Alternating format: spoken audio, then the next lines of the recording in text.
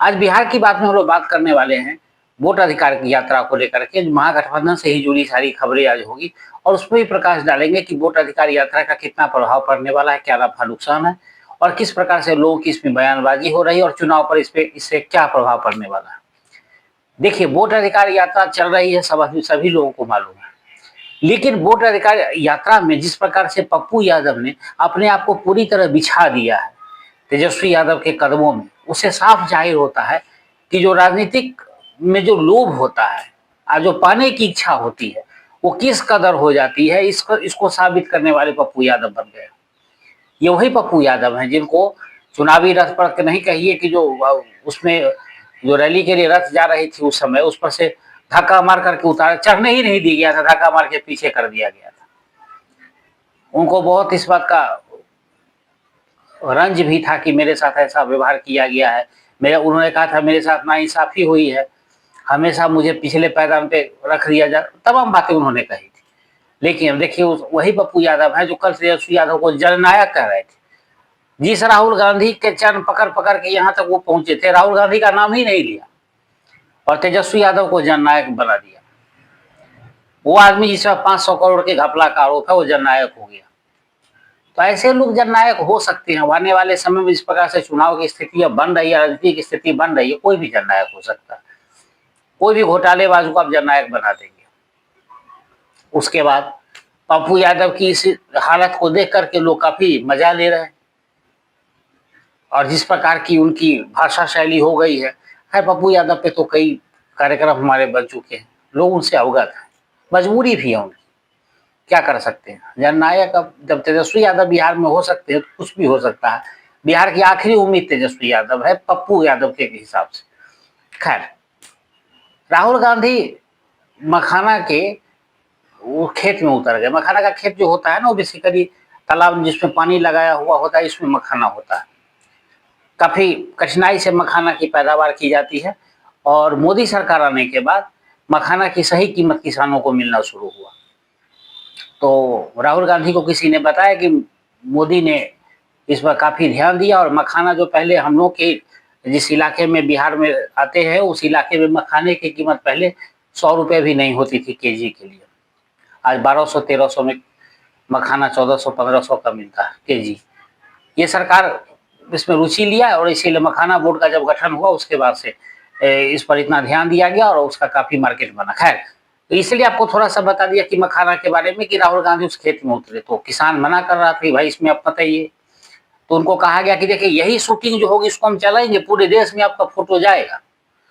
अब वो बेचारा गरीब किसान है और इतने सारे लोग को देख के घबरा गया। फिर वह राहुल गांधी जो है सॉक्स पहन के, इसको जुराब कह लेंगे, मोजा कह ले, कुछ भी कह ले, वो पहन के और खेत में उतर गए। पहला किसान था जो जुराब पहन के खेती करने गया था। तो तमाम चीजें बिहार में हो रही है। अब उसमें क्या है, 200 से ज्यादा गाड़ियां यूपी से आई है, बंगाल से आई है, तमाम झारखंड से आई है। तो लगभग 500-600 गाड़ियों का इंतजाम तो इन प्रदेशों से हो गया है। बिहार के लोगों की शिरकत बहुत कम है, एनएसवाई के कार्यकर्ता साथ में और कुछ स्थानीय नेता, छुटवाइये नेता जो है 150 की संख्या में वो होते हैं, बाकी बाहरी लोग हैं। सब लोगों के खाने पीने का व्यवस्था, रहने खाने पीने की सारी व्यवस्था की गई है ताकि लगे कि भारी भरकम यात्रा हो रही है। जब राहुल गांधी या तेजस्वी यादव जो भी उनका कुनबा वहां से गुजर जाता है तो चर्चा होती है इस पर कि पता नहीं क्या करने आए थे। अब देखिए, आपको लग सकता है कि मैं इसको नेगेटिव पे ले जाऊं, लेकिन नेगेटिव है नहीं, ये वास्तविक है, क्योंकि मैं 2 दिन इस यात्रा को बहुत नजदीक से मैंने देखा है और देखने के बाद आपको बता रहा हूँ। 2 दिन से मेरी खबरें भी आपको कम मिल रही होगी, बड़ा नजदीक से गहन अध्ययन करने के बाद इस खबर पर मैंने आपको अवगत कराया है। स्थानीय लोगों का कहना है ये सिर्फ ड्रामा है, क्योंकि चुनाव आयोग जो कह रहा है वो सबको दिखाई दे रहा है, सुप्रीम कोर्ट जो कह रहा है वो दिखाई दे रहा है, हो क्या रहा है जमीनी स्तर पर वो सबको दिखाई दे रहा है। उसके बाद वोटर अधिकार यात्रा है। आपको याद होगा कि इंदिरा गांधी जब चुनाव जीती थी अपना मिशनरी का दुरुपयोग करके, उसके बाद उनको 6 साल तक के चुनाव लड़ने से मना कर दिया गया था। उसके बाद इमरजेंसी लागू हुई थी। तो वोट चोरी तो कांग्रेस का काम था। संजय, जिन्होंने डाटा उपलब्ध कराया, संजय कुमार, महाराष्ट्र वाले मुद्दे पर, वो संजय कुमार क्यों चुनाव आयोग से माफी मांगते घूम रहे? ये सारा डाटा का खेल और गलत डाटा प्रस्तुत किया गया। हाँ, ऐसा मैं नहीं कहूंगा कि मिस्टेक नहीं हुआ, थोड़ा मिस्टेक है, लेकिन वो 150 की संख्या में। अब उसको आप 65 लाख और 70 लाख तो बना नहीं सकते। तो इन तमाम चीजों को आप देखेंगे तो जिस प्रकार से वोट अधिकार यात्रा को लेकर के राहुल गांधी उत्साहित हुए, या तेजस्वी इस मुद्दा को उठाया था और राहुल गांधी ने इसको हाईजैक कर दिया, तो अब तेजस्वी यादव को ही समझ में आ रहा है, वो असहज हो रहे हैं। उनको अब समझ में आ रहा है कि राहुल गांधी मुझे किस प्रकार से धोखा देने जा रहे हैं। अब अच्छा, दूसरी बात की, जब राहुल गांधी की प्रेस कॉन्फ्रेंस हुई तो उन्होंने कहा कि बड़ा सौहार्दपूर्ण वातावरण है, आपस में कोऑर्डिनेशन बहुत अच्छा है, सब कुछ बेहतरीन चल रहा है।